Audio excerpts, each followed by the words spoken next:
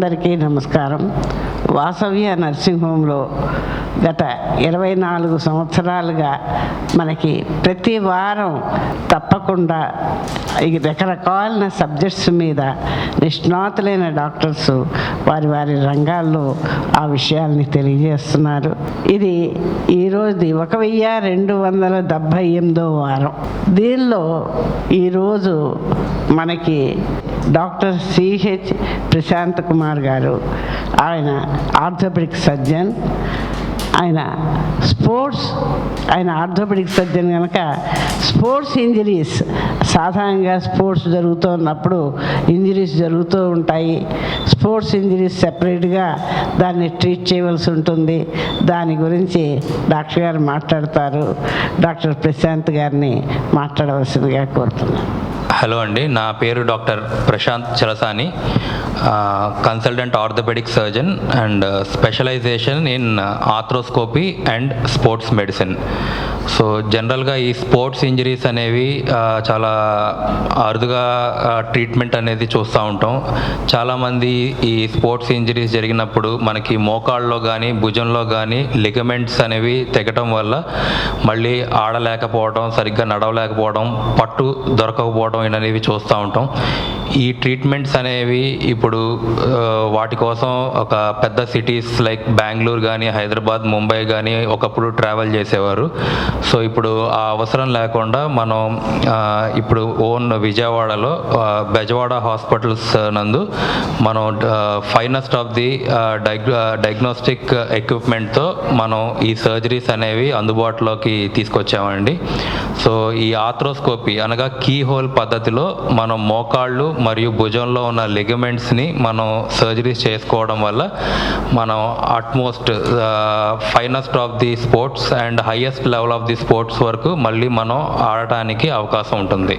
Thank you అండి.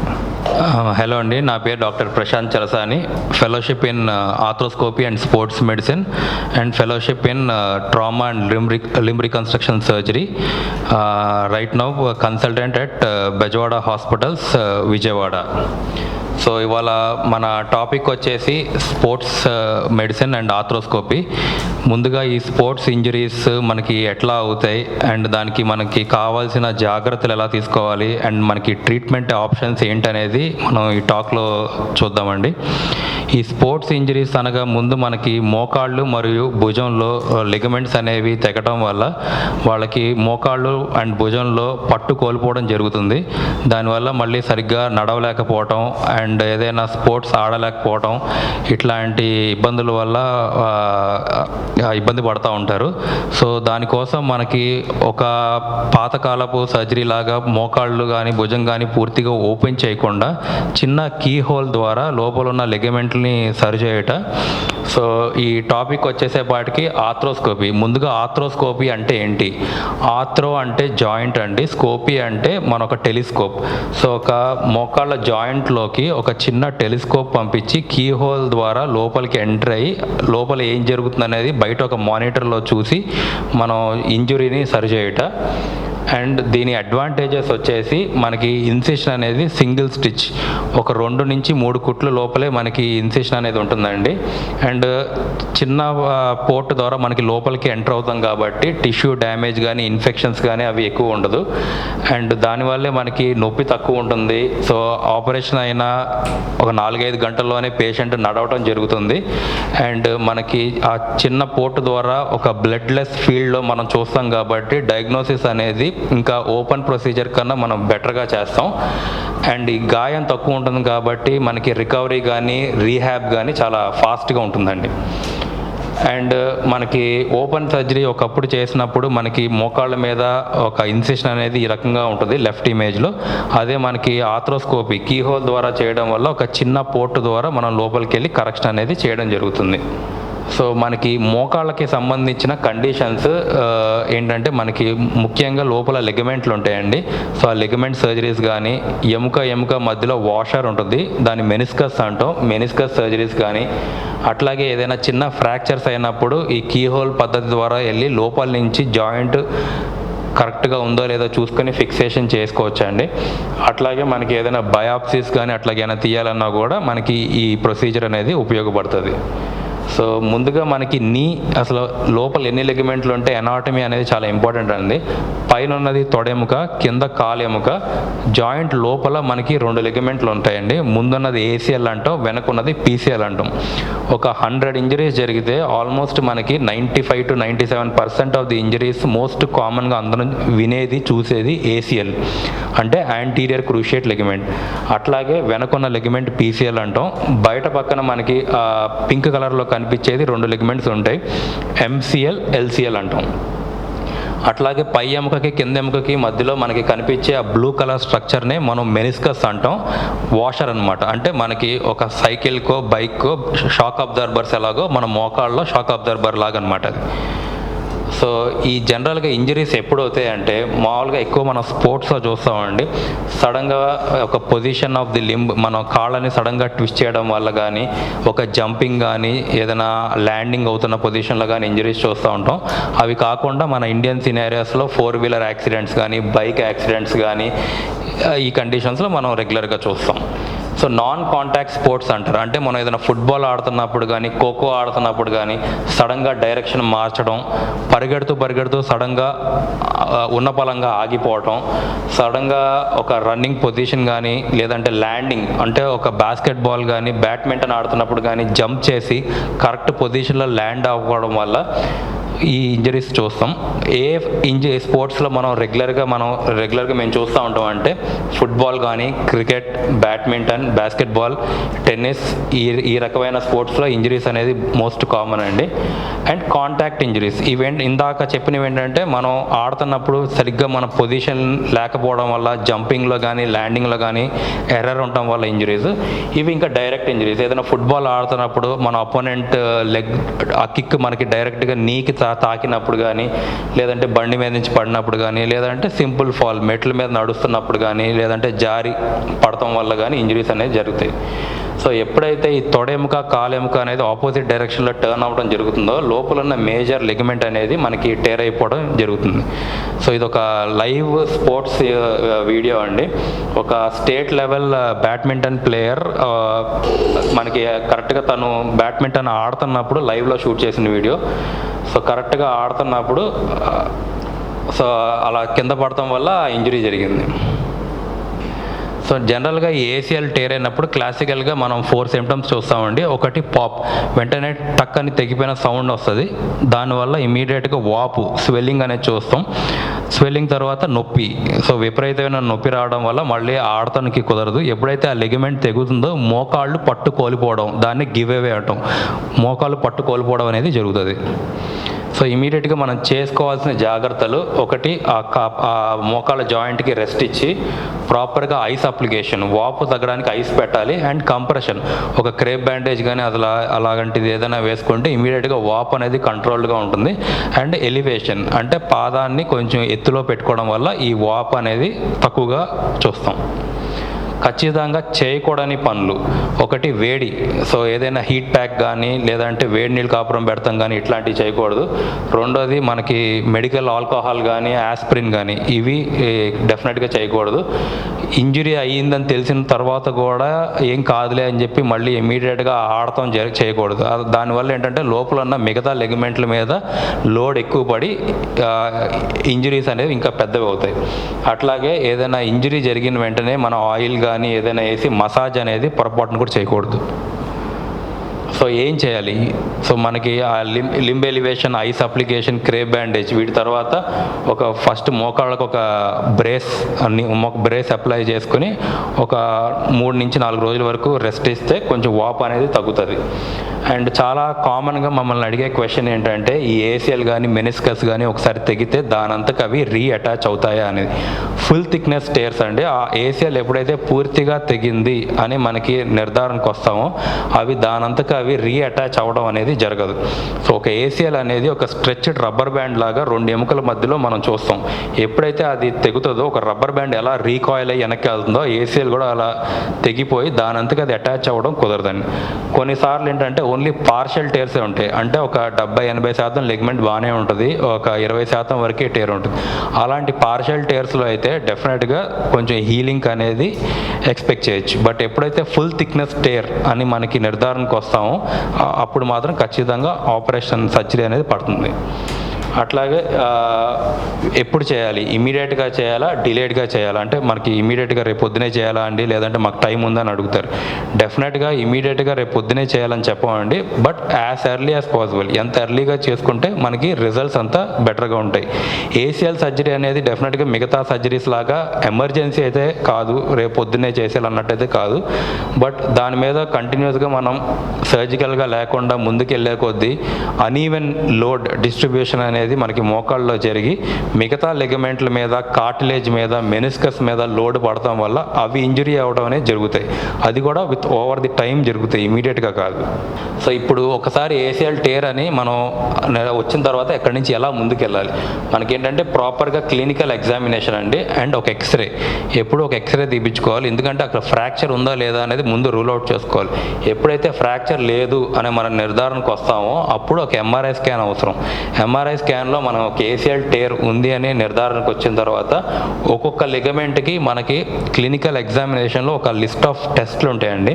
So ఒక expert sports injury స్పెషలిస్ట్ని మనం కలిస్తే ఆ ఇంజరీస్ని ఎట్లా ఒక్కొక్క లిగమెంట్ని మనం ప్రాపర్గా ఇవాల్యుయేట్ చేసుకొని ఏ లిగమెంట్కి మనకి ఇంజరీ ఉందనేది ముందు క్లినికల్గా చెక్ చేసుకోవాలి. And 2 examination. సో మనకి ఆన్ టేబుల్ ఎగ్జామినేషన్ అండి. సో ఇలా ఎప్పుడైతే లిగమెంట్ లూజ్గా ఉందో మనం ప్రాపర్గా ఎగ్జామిన్ చేసుకుంటే ఆ రకంగా మనకి డయాగ్నోసిస్ అనేది ముందుకెళ్తాం. సో ఈ వీడియో వచ్చేసి మనకి ఆర్థ్రోస్కోపీ వీడియో అండి. సో ఒక మోకాళ్ళలో మనం కీ హోల్ పద్ధతిలో లోపలికి ఎంటర్ అయితే అసలు జాయింట్ ఎట్లా ఉంటుందనేది ముందు ఒకసారి మనం జాయింట్ లోపలికి ఎంటర్ అయిన వెంటనే అన్ని భాగాల్లో ముందు మనకి ఏదైనా ఇంజరీ ఉందా లేదా అనేది క్లారిఫైగా చెక్ చేసుకుంటాం. అన్ని క్వాడ్రంట్స్లోకి వెళ్ళి ఈ రకంగా మనం చెక్ చేసుకుంటూ ఉంటాం. సో మనకు అక్కడ కనిపించేది పైన తొడెముక, కింద కాలెముక, మధ్యలో ఉన్న స్ట్రక్చర్ని మనం మెనిస్కస్ అంటామండి, ఆ వాషర్ని. సో ఆ వాషర్లో టేర్స్ ఏదైనా ఉందా లేదా అని క్లారిటీగా మనకి కింద భాగం, పై భాగం 2 ఒక ప్రోబ్ తీసుకొని ప్రోబ్ చేసి అన్ని భాగాల్లో మనం ప్రాపర్గా చెక్ చేసుకుంటాం. ఇది మనకి చెప్తున్న తెగిపోయిన లిగమెంట్ ఏసీఎల్ అనేది పూర్తిగా తెగిపోయి ఉంది. సో ఉన్న ఆ భాగాన్ని పూర్తిగా మనం క్లియర్ చేసుకుని ఎక్కడైతే మనకి ఒరిజినల్గా నేటివ్గా ఏసీఎల్ ఉండేదో అదే భాగంలో మనకి తొడ భాగం అండ్ కింద పాదం భాగంలో ఎక్స్ట్రా లెగమెంట్స్ ఉంటాయండి అందరికీ బై బర్త్. ఆ లెగమెంట్స్ని మనం తీసి మన గ్రాఫ్ట్ అంటాం, దాన్ని ప్రాపర్గా ప్రిపేర్ చేసి మనం ఎక్కడైతే ప్రీవియస్గా ఏసీఎల్ టేర్ అయిందో అక్కడ తొడెముకకి, కాలెముకకి టనల్స్ వేసుకుని ఆ గ్రాఫ్ట్ పాస్ చేసి ఫిక్స్ చేస్తామండి. సో ఈ ఫిక్సేషన్కి కూడా మనకి మల్టిపుల్ ఆప్షన్స్ ఉంటాయండి. ఈ స్క్రూస్ ఏదైతే వాడతామో దాంట్లో మనకి మెటల్ స్క్రూస్ ఉంటాయి అండ్ బయో స్క్రూస్ ఉంటాయి. ఈ బయో స్క్రూస్ అంటే ఒక 1 year, 1.5 yearలో మనం వేసిన స్క్రూ కూడా దానంతకు అది కరిగిపోయే ఆప్షన్లు ఉంటాయి. సో అలాంటి మంచి స్క్రూస్ వాడుకొని మనం సర్జరీ చేసుకుంటే మనకి రిజల్ట్స్ అనేవి చాలా బాగుంటాయి. సో ఇట్లా మన తొడెముక మీద ముందుగా ఒక టనల్ అనేది ప్రిపేర్ చేసుకుంటాం. సో ఆ టనల్ చూసుకొని ఎగ్జాక్ట్గా మనకి ఎన్ని సెంటీమీటర్స్, ఎంత మనకి ఆ టనల్ డెప్త్కి వెళ్ళాలి, ఇవన్నీ ప్రాపర్ అసెస్మెంట్ అనేది చాలా అవసరం అండి. సో ఎప్పుడైతే ఈ టనల్ అనేది మనం కరెక్ట్గా చేయడం జరుగుతుందో రిజల్ట్స్ అనేవి దాని మీద ఆధారపడి ఉంటుంది. అందుకనే ఒక ప్రాపర్ ఎక్స్పర్ట్ కన్సల్టెంట్ ఈ సర్జరీని చేయటం అనేది చాలా ఇంపార్టెంట్ అండి. సో తొడెముక మీద టనల్ అనేది చూసాం. ఇప్పుడు అట్లాగే మనం కాల ఎముక మీద కరెక్ట్గా ఎక్కడైతే మనకి ఒరిజినల్గా మనకి ఆ లెగిమెంట్ ఉంటుందో అదే పొజిషన్లో మనం టనల్ అనేది మళ్ళీ అక్కడ రీక్రియేట్ చేయాలి. సో ఇలా బటన్ ద్వారా మనం హార్వెస్ట్ చేసిన లిగమెంట్ని కింద కాలెముకలో నుంచి ఇలా తొడెముకలోకి మనం గ్రాఫ్ట్ అనేది పాస్ చేయడం జరుగుతుందండి. సో ఈ రకంగా మనం ఒక ఏసీఎల్ని మళ్ళీ రీకన్స్ట్రక్ట్ చేసుకోవడం వల్ల అన్ని రకాల యాక్టివిటీస్ కానీ, స్పోర్ట్స్ కానీ అన్నీ మనం వెనక్కి వెళ్ళడం జరుగుతుంది. సో ఒకసారి మనకి సర్జరీ అయిపోయిన తర్వాత ఫిజియోథెరపీ అనేది చాలా ఇంపార్టెంట్ అండి. చాలామంది పేషెంట్స్ ఏంటంటే నాకు మిగతా సర్జరీస్ లాగా నేను ఒకసారి సర్జరీ అయిపోయింది నీకు వదిలేస్తాను అలా కాకుండా మేము ఒక స్పెసిఫిక్ ఫిజియో ప్రోటోకాల్ అనేది దీనికోసం డిజైన్ చేయడం జరిగింది. ఏ వారం ఏ ఎక్సర్సైజ్ చేయాలి, ఎట్లా ప్రోగ్రెస్ చేయాలి, మన బాడీ వెయిట్తో చేసే ఎక్సర్సైజ్లు ఎన్ని వారాలు చేయాలి, దాని తర్వాత స్ట్రెంగ్త్ ట్రైనింగ్, మనం ఈ స్ట్రెంగ్త్ ట్రైనింగ్ ఎప్పటి నుంచి ప్రోగ్రెస్ చేయాలి, ఎన్ని వారాలు చేయాలి, రోజుకి ఎన్ని సెట్స్ చేయాలి, ఎన్ని రెపిటేషన్స్ చేయాలి, అలా ఎవ్రీ డీటెయిల్ మనం ఒక ఫిజియో ప్రోటోకాల్ చార్ట్స్ రూపేనా అండ్ ఒక వీడియో, ఒక 4 minutes వీడియో ప్రతి పేషెంట్కి మనం ఇవ్వడం జరుగుతుంది. సో ఈ ఫిజియోథెరపీ ఎక్సర్సైజ్లు అనేది మనం చేయడం వల్ల మన ప్రీవియస్ స్పోర్టింగ్ యాక్టివిటీకి మనం ఈజీగా వెళ్తాం జరుగుతుంది. అట్లాగే బాగా మనకి కామన్గా అడిగే క్వశ్చన్ అండి ఇదే అందరూ ఒకసారి నాకు సర్జరీ అయితే మళ్ళీ నేను నడవగలనా లేదంటే నేను ఆడగలనా అని రొటీన్గా అడిగే క్వశ్చన్. సో మనకి ఆన్సర్ వచ్చేసి యాక్చువల్గా ఈ ప్లేయర్స్ అందరినీ మీరు రెగ్యులర్గా చూస్తూనే ఉంటారు. సురేష్ రైనా కానీ, రవీంద్ర జడేజా క్రికెట్లో కానీ, బ్యాడ్మింటన్లో సైనా కానీ, అండ్ ఫుట్బాల్లో రొనాల్డో కానీ, వీళ్ళందరూ ఆల్రెడీ ఏసీఎల్ సర్జరీస్ అండ్ ఇప్పుడు రీసెంట్గా రిషబ్ పంత్ సో రీసెంట్గా సర్జరీ అయ్యి ఇప్పుడు బ్యాక్ టు ఇండియన్ టీమ్ ఆడుతున్నాడు. సో వీళ్ళందరూ ఏసీఎల్ టేర్లు అయ్యి సర్జరీలు చేయించుకొని ఈ level of international level of sport వరకు ఆడే అవకాశం ఉంటుంది. సో అంత బాగా చేసుకోవచ్చు. సో ఒకవేళ వదిలేస్తే, నేను చేయించుకోకుండా వదిలేస్తే ఏంటి పరిస్థితి, ఇది కూడా మనం కామన్గా అడుగుతాం. ఒకటి ఏంటంటే నడుస్తున్నప్పుడు ఇన్స్టెబిలిటీ, అంటే మోకాళ్ళలో పట్టు లేకపోవడం. రెండోది అప్రహెన్షన్, నడుస్తుంటే నేను ఎక్కడ కింద పడిపోతానేమో అని ఒక భయం. మూడోది మెనిస్కల్ డ్యామేజ్, ఎప్పుడైతే తొడెముక కాలెముక ఆపోజిట్ డైరెక్షన్లో తిరగడం ఉంటుందో లోపల ఉన్న వాషర్ అనేది డ్యామేజ్ అనేది ఎక్కువగా జరుగుతుంది. ఒకసారి ఎప్పుడైతే కిందున్న వాషర్ పూర్తిగా తెగిపోయిందో పైన తొడెముక కిందున్న కాలెముక ఒకదాని మీద ఒక కాంటాక్ట్లోకి వచ్చి మనకి ఆర్టికులర్ కార్టిలేజ్ అంటే మన అరుగుదల అనేది అక్కడి నుంచి మొదలవడం జరుగుతుంది. జనరల్గా మనం 60 ఏళ్ళకి 65 ఏళ్ళకి చూడాల్సిన అరుగుదల మనకి ఒక 20 ఏళ్ళు 15 ఏళ్ళు ముందుగా చూడడం జరుగుతుంది. దానివల్ల ఏంటంటే ఇట్లా సింపుల్గా మనకి సర్జరీ అయిపోయి యాక్చువల్గా ఈ ఎక్స్రేలో చూస్తే పైన ఇందాక మనం పాస్ చేసిన చిన్న బటన్ కింద బయో స్క్రూ, కరిగిపోయే స్క్రూ ఉంది. ఆ స్క్రూ కూడా మనకి ఎక్స్రేలో కడపడినంత బాగా మనం సర్జరీ చేసుకోవచ్చు. ఇట్లాంటి పొజిషన్ నుంచి వాళ్ళు వదిలేసి, అంటే ఇమీడియట్గా వదిలేసినంత మాత్రం ఇమీడియట్గా డ్యామేజ్ అవుతుందని చెప్పను, but few years down the lane అది మోకాళ్ళని మొత్తం అరగదీసి ఇట్లా పూర్తిగా కార్టిలేజ్ని మొత్తం అరగదీసేసుకొని నీ జాయింట్ రీప్లేస్మెంట్ అనేది చాలా ఎర్లీగా వెళ్ళటం అనేది జరుగుతుంది. సో ఇప్పుడు దాకా మోకాళ్ళు చూసాం. కొంచెం భుజానికి సంబంధించిన కీహోల్ సర్జరీస్ గురించి చెప్తే మనకి రొటేటరీ కఫ్ అని ఉంటుందండి. అంటే షోల్డర్లో ఒక 4 మజిల్స్ కంబైన్డ్గా కలిసి ఒక కామన్ పొర కింద ఫామ్ అయ్యి మనకి షోల్డర్ ఈ మూమెంట్స్ అనేవి పైకి లేపడం కానీ పక్కకి లేపడం కానీ ఈ రొటేషన్స్ కానీ అన్నిటినీ హెల్ప్ చేస్తుంది. ఎప్పుడైతే ఆ మజిల్ అనేది టేర్ అవుతుందో మనకి ఈ మూమెంట్స్ అనేది లేకుండా మనం ఈ చెయ్యి ఇలా పైకి లేపలేకపోతున్నాను, చెయ్యి ఇలా కిందకి పడిపోతుందని చెప్పి చాలామంది వస్తూ ఉంటారు. సో అదొకటి చూసుకోవాలి. రెండోది షోల్డర్ డిస్లొకేషన్, ఏదైనా కింద పడతాం కానీ ఎవరైనా గట్టిగా తొయ్యడం వల్ల కానీ లోపల ఉన్న భుజం జారడం జరుగుతుంది. దానివల్ల పక్కన ఉన్న లెగమెంట్లు తెగటం వల్ల మనకు ఒక ఇబ్బంది వస్తుంది. రెండోది ఫ్రోజన్ షోల్డర్, అది అందరూ కామన్గానే వింటూ ఉంటారు, చూస్తూ ఉంటారు. ఎవరికైనా షుగర్ ఎక్కువ అవడం కానీ కొంచెం దెబ్బలు తగ్గడం వల్ల కానీ నా గూడు బిగుసుకుపోయింది, మూమెంట్ లేవంటారు. సో ఈ కండిషన్స్ అన్నిటినీ మనం ఈ ఆర్థ్రోస్కోపీ ద్వారా మనం ట్రీట్ చేసుకోవచ్చు. సో స్పోర్ట్స్కి వచ్చేసేపాటికి మనం కామన్గా షోల్డర్ ఇంజరీస్లో మనం చూసేది టెన్నిస్ కానీ, బేస్బాల్ కానీ, వాలీబాల్, ఈ బ్యాడ్మింటన్ షటిల్ ఎవరైతే గట్టిగా స్మాషెస్ కొడతారో, లేదంటే స్విమ్మింగ్ కానీ, థ్రోయింగ్ అథ్లీట్స్ అంటే మన జావలిన్ త్రో కానీ డిస్కస్ కానీ ఎవరైతే ఎక్కువ ఇస్తారో ఏంటంటే వాళ్ళకి ఈ రికరెంట్గా షోల్డర్ ఇంజరీస్ అనేది చూస్తాం.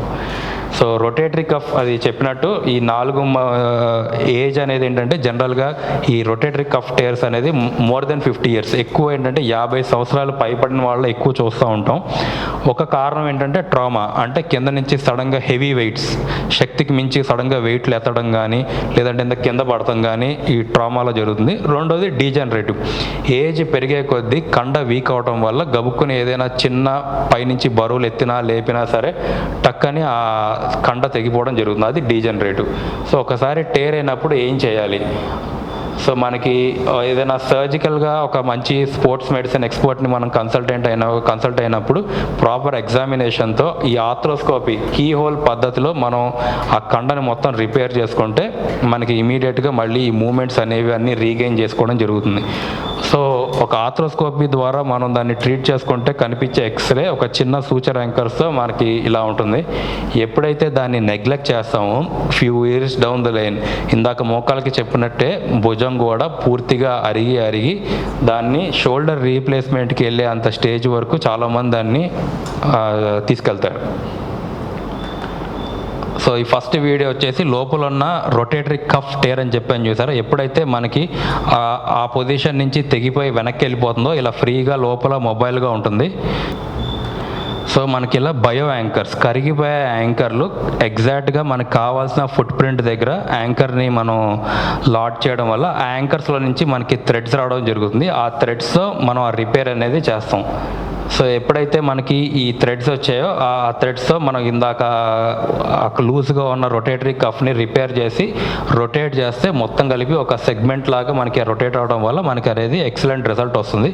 దానివల్ల మళ్ళీ చెయ్యి పైకి లేపగలగటం, ఈ రొటేషన్ మూమెంట్స్ ఇవన్నీ వాళ్ళంతకు వాళ్ళు చేయగలుగుతారు. సో లేబ్రమ్ టేర్ అంటే మనకి షోల్డర్ డిస్లొకేషన్, ఎవరికైతే గూడ జారుతుందో లోపల ఉన్న కండరం తెగిపోవడం వల్ల మనకి ఈ లోపల ఉన్న లెగ్మెంట్ టేర్ని లేబ్రమ్ టేర్ అంటారు. జనరల్గా ఒకసారి షోల్డర్ డిస్లొకేట్ అయింది అనుకుంటే less than 40 years of age గ్రూప్కి సెకండ్ టైం డిస్లొకేషన్ అనేది ఒక ఆల్మోస్ట్ 80 to 90% మళ్ళీ రికరెన్స్ ఉండే అవకాశం అనేది ఉంటుంది. సో ఇది మనకి షోల్డర్ పైన మనకి రౌండ్గా కనిపించేది మనకి హెడ్ అండి, కింద ఉన్నదేమో మన కప్పు. పక్కన ఉన్న లేబ్రమ్ తెగిపోవడం వల్ల ఇలా కంప్లీట్గా జాయింట్ ఓపెన్ అయిపోవడం వల్ల ఆ గ్యాప్లోకి హెడ్ మనకి పాస్ అయ్యి డిస్లొకేట్ అనేది జరుగుతుంది. సో మన సేమ్ ఇందాక చూపించినట్టు ఆ కరిగిపోయే స్క్రూస్ వేసుకుని ఆ టిష్యూని మొత్తం తీసుకొచ్చి ఆ కప్పు మీద కూర్చోబెడతాం వల్ల హెడ్ అనేది సెంట్రలైజ్ అయ్యి మళ్ళీ డిస్లొకేషన్ అనేది జరగకుండా ఉంటుంది. దానివల్ల నిదానంగా విత్ ఎక్సర్సైజెస్ వాళ్ళ రొటీన్ యాక్టివిటీస్ అన్ని చేసుకోవడం చాలా ఈజీగా ఉంటుంది. సో ఫ్రోజన్ షోల్డర్, సో ఎక్కువగా 70% ఏంటంటే ఫీమేల్స్లో చూస్తాం. అట్లాగే మనకి ఏజ్ గ్రూప్ కూడా 40 to 59లో ఎక్కువ చూస్తాం. ఎక్స్టర్నల్ రొటేషన్ అంటే ముందుగా ఏంటంటే రెస్ట్రిక్టెడ్ ఎక్స్టర్నల్ ఈ మూమెంట్ అనేది కోల్పోతారు. మనకి నిదానంగా ఏంటంటే ఫస్ట్ ఈ వెనక్కి వెళ్ళే మూమెంట్ కోల్పోవడం అనేది ఫస్ట్ జరుగుతుంది. దాని తర్వాత ఒక్కొక్క మూమెంట్ పైకి లేపడం పక్కకి లేపడం అనేది నిదానంగా కోల్పోతారు. ఫైనల్గా ఎండ్ స్టేజ్కి వచ్చేపాటికి ఎక్స్టర్నల్ రొటేషన్, ఈ బయటికి తిరిగే మూమెంట్ కోల్పోతారు. సో ఇమీడియట్గా మనం ఏంటంటే proper physiotherapy guidance and exercises ట్రీట్మెంట్తో మూమెంట్స్ అనేది రీగెయిన్ చేసుకోవాల్సి వస్తుంది.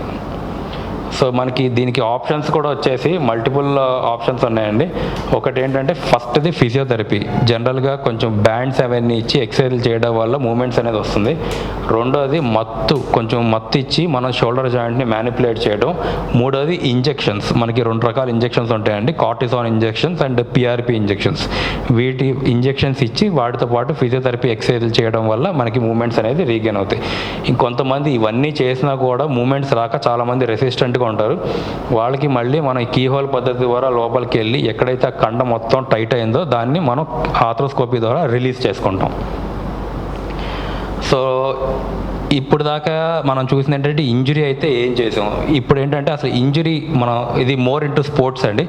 ఆడే వాళ్ళకి ఎక్కువ మనకి ఇంజురీ ప్రివెన్షన్ అంటే ఒక ఇంజురీ నుంచి మనం ఏదైనా చాలామంది మనం స్పోర్ట్స్ పొద్దున్నే లెగుద్దాం, మన ఫిజికల్ యాక్టివిటీ ఒక క్రికెట్ ఆడదాం బ్యాడ్మింటన్ ఆడదాం అంటారు. నిద్ర లేచి సడన్గా వెళ్ళి బ్యాట్ పట్టుకుని ఆడేస్తారు. దానివల్ల ఏంటంటే మనం చేసే పనికి సడన్గా వెళ్ళి ఆడటం వల్ల బాడీ అనేది మనకి ఇంజురీ ప్రోన్లోకి వెళ్ళిపోతాం.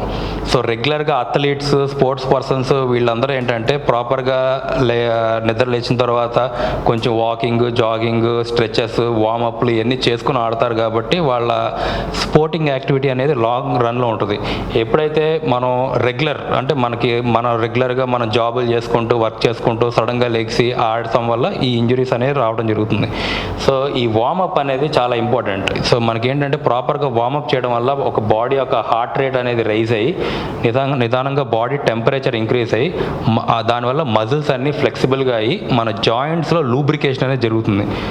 సో దానివల్ల ఏంటంటే ఈ నర్వ్స్ ఇవన్నీ రెడీగా ఉండటం వల్ల మనకి ఇంజరీ ప్రివెన్షన్ అనేది జరుగుతుంది. రెండోది ఇది sports authority, international sports authority వాళ్ళు కామన్గా ఇచ్చిన వార్మప్ ప్రోగ్రామ్ అండి. సో మనం ఏదైనా ఆడడానికి వెళ్ళే ముందు ఒక 8 minutes ఆఫ్ జాగింగ్, ఒక 3 minutes muscle movements, joint movements అన్నీ చేస్తాం. 4 minutes ఏమో ఒక stretches and 5 minutes dynamic stretches. ఈ రకంగా చేసుకున్న తర్వాత మనకి గేమ్లోకి వెళ్ళొచ్చు. అట్లాగే మనకి ఒకసారి అయిపోయిన తర్వాత, గేమ్ అయిపోయిన తర్వాత కూడా కూల్ డౌన్. సో దానికి మళ్ళీ ఒక సెట్ ఆఫ్ ఎక్సర్సైజెస్ ఇవన్నీ ఉంటాయి. ప్రాపర్గా స్ట్రెచెస్ ఇవన్నీ చేసుకోవడం వల్ల మనం ఈ ఇంజరీ అనేది ప్రివెన్షన్కి హెల్ప్ చేస్తుంది. ఒకసారి కూల్ డౌన్లో మనకి ఏంటంటే ఒక స్లో జాగింగ్ కానీ స్ట్రెచెస్ కానీ బాడీకి ఎప్పుడైతే మనం ఆడటం జరుగుతుందో డీహైడ్రేషన్లోకి వెళ్తుంది మజిల్. సో ప్రాపర్గా హైడ్రేషన్ కానీ, మజిల్ రికవరీకి ప్రాపర్ ప్రోటీన్ ఇంటేక్ కానీ, అండ్ ఎక్కడైనా సోర్ మజిల్ ఉంటే వెంటనే మనకి ప్రాపర్ జెంటిల్ మసాజెస్ కానీ, వీటి వల్ల మనకి ఇంజరీ ప్రివెన్షన్ అనేది మనం చూసుకోవచ్చు. సో ఫైనల్గా చెప్పేది ఏంటంటే ఈ ఆర్థ్రోస్కోపీ అంటే మెయిన్గా ఇది ఒక కీ హోల్ సర్జరీ. మేజర్గా ఓపెన్ చేయకుండా మినిమల్గా ఒక చిన్న పోర్ట్ ద్వారా మనం లోపలికి వెళ్ళి చేస్తాం. సో దానివల్ల ఏంటంటే ఓపెన్ సర్జరీ కన్నా ఎక్కువ మనకి బ్లడ్ లెస్ ఫీల్డ్, అంటే బ్లడ్ లేని ఫీల్డ్లో మనం సర్జరీ చేస్తాం కాబట్టి ప్రాపర్ డయాగ్నోసిస్ అనేది తెలుసుకుంటాం. సో బట్ సర్జరీకి ఏంటంటే ప్రాపర్ స్కిల్ఫుల్ సర్జన్తో సర్జరీకి చేయించుకుంటే రిజల్ట్స్ అనేవి అలాగే ఎక్సలెంట్గా ఉంటాయి. సో సర్జరీ తర్వాత ప్రాపర్ రీహాబ్, ఫిజియోథెరపీ రీహాబ్ చేయడం వల్ల అనేది మనకి రిజల్ట్స్ అనేవి చాలా సుపీరియర్గా ఉంటాయి. అండ్ సో దీనివల్ల మనకి ఎర్లీ రికవరీ ఉంటుంది అండ్ ఇంజరీ ప్రివెన్షన్ వార్మప్ సీట్ వల్ల మనం ఉంటుంది. So do not neglect when the injury is small. So చిన్న ఇంజరీ ఉన్నప్పుడు మనం దాన్ని నెగ్లెక్ట్ చేయకపోవడం వల్ల సర్జరీస్ కానీ ఏదైనా రీహాబ్ కానీ మంచిగా చేయించుకోవడం వల్ల మనకి రికవరీ అనేది చాలా ఫాస్ట్గా ఉంటుంది. ఒకవేళ మనం అది ఇప్పుడు కాదు, మనం బాగానే నడుస్తున్నాం కదా అని వదిలే కొద్దీ ఒక ఇమీడియట్గా కాకపోయినా few years down the line దాని ఇబ్బందులు, దాని సీక్వెన్స్లు అనేవి మనం చూసుకోవాల్సి వస్తుంది. దానివల్ల ఏంటంటే మేజర్ సర్జరీస్కి వెళ్ళాల్సిన అవసరం వస్తుంది. Thank you. స్పోర్ట్స్ ఆడే ముందు కొంత ఎక్సర్సైజు, స్పోర్ట్స్ ఆడిన తర్వాత ఆ రకంగా చేసినట్టయితే వాళ్ళకి ఎక్కువ ఇలా ఉంటుంది. తర్వాత ఇంజరీస్ అయినప్పుడు నెగ్లెక్ట్ చేయకుండా వెంటనే దాని ట్రీట్మెంట్ తీసుకున్నట్టయితే అది చక్కగా వాళ్ళు లైఫ్ లాంగ్ ఆడగలుగుతారు. నిజంగా స్పోర్ట్స్ ఇంజరీస్ అనేది సెపరేట్ సబ్జెక్టు. డాక్టర్ గారు చాలా చక్కగా చెప్పారండి మీరు ఈ విషయాలు. దాని చేత స్పోర్ట్స్ ఆడే ప్రతి ఒక్కళ్ళు ఈ విషయాలు తెలుసుకుంటూ ఉండాలి. దీనిలోనూ ఎవరికైనా క్వశ్చన్స్ ఉంటే అడగవచ్చు. ఏమన్నాయా క్వశ్చన్స్ మీద? తర్వాత ఇది 2 రోజులు పోయాక రేపు మంగళవారం, బుధవారంలో మళ్ళీ యూట్యూబ్లో ఘోర ఆరోగ్యం అని కానీ లేకపోతే సమరం ఛానల్ దీనిలో కానీ చూడొచ్చు. దీన్ని ఒక పక్క స్లైడ్స్, ఒక పక్క ఏమో డాక్టర్ గారు మాట్లాడుతుంది, ఇది వచ్చేస్తుంది. అంచేత దీన్ని ప్రతి వాళ్ళు ఇప్పుడు మిస్ అయినా మళ్ళీ దీన్ని చూడొచ్చు యూట్యూబ్లో. డాక్టర్ గారికి థ్యాంక్స్ తెలియజేస్తున్నాను. చాలా చక్కగా అన్ని విషయాలు చెప్పారు స్పోర్ట్స్ దీని గురించి. మనకి మళ్ళీ రేపు జూలై 1 డాక్టర్స్ డే. జూలై 1 కాకుండా జూలై 2న డాక్టర్ సమరం గారు డాక్టర్స్ డే గురించి మాట్లాడతారు. మళ్ళీ జూలై 2 మనం కలుద్దాం. Thank you very much. దీంతో ఈ సమావేశం ముగుస్తుంది. Thank you. ఈ కార్యక్రమం మీకు ఎంతో నచ్చింది కదా? ఇటువంటి మరిన్ని వీడియోల కోసం అనతి కాలంలోనే 20 కోట్ల వ్యూస్ సాధించిన సమరం ఛానల్ సమర్పించు సమరం హెల్త్ ఛానల్కు సబ్స్క్రైబ్ చేయండి, లైక్ చేయండి, మీ ఫ్రెండ్స్కి షేర్ చేయండి. అలాగే ప్రక్కనున్న గంట సింబల్ని ప్రెస్ చేయడం మర్చిపోకండి. Please download Samaram Channels app from Google Play Store and watch your favorite channels. Click the bell icon and subscribe to the channels.